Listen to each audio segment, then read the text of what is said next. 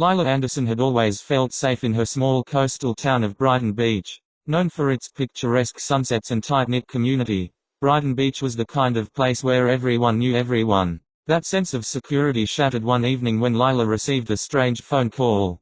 It was a little past midnight when her phone rang. Groggy and confused, Lila answered. A distorted voice on the other end whispered, "I see you." Startled, she looked around her bedroom, illuminated only by the soft glow of her bedside lamp.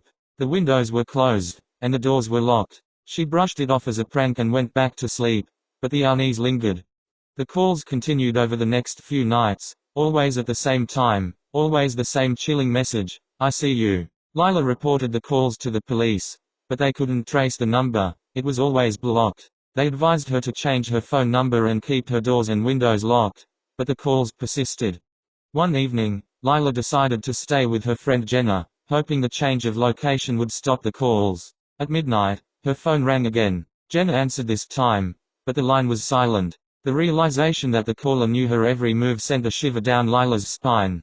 Determined to uncover the stalker's identity, Lila set up cameras around her house. She watched the footage every morning, but nothing seemed out of the ordinary, until one night, reviewing the tapes, she noticed a shadowy figure lingering near her front door, just out of the camera's full view. The figure wore a hooded jacket, face obscured, and seemed to be watching her house intently.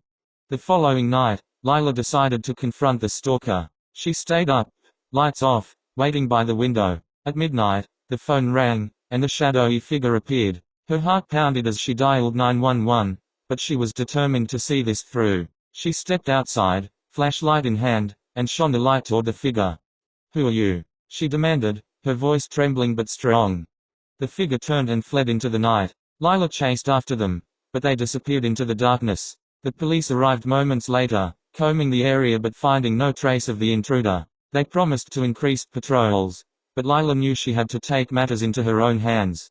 The next day, Lila visited a private investigator, Mark Dawson. Mark was a former detective with a reputation for solving the most elusive cases. He installed more advanced surveillance equipment and instructed Lila to keep a log of every call and sighting. Weeks passed with no sign of the stalker. The calls stopped, and Lila began to relax, hoping it was over. But then, on a stormy night, her phone rang. The distorted voice whispered, "I'm closer than you think."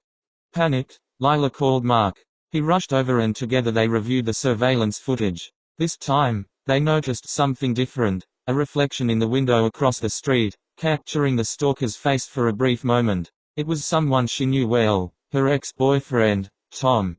Tom had always been possessive, but Lila never thought he would go this far. She had ended their relationship over a year ago, but it seemed he couldn't let go. Armed with this new evidence, Mark and Lila went to the police. Tom was arrested and confessed to the stalking, driven by his obsession with Lila.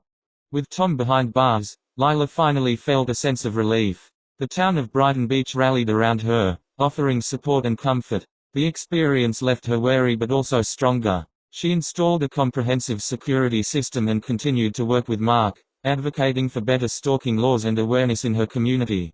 Lila's story spread, a reminder of the importance of vigilance and the strength found in unity. She turned her ordeal into a mission to help others, ensuring that no one else would have to face their fears alone.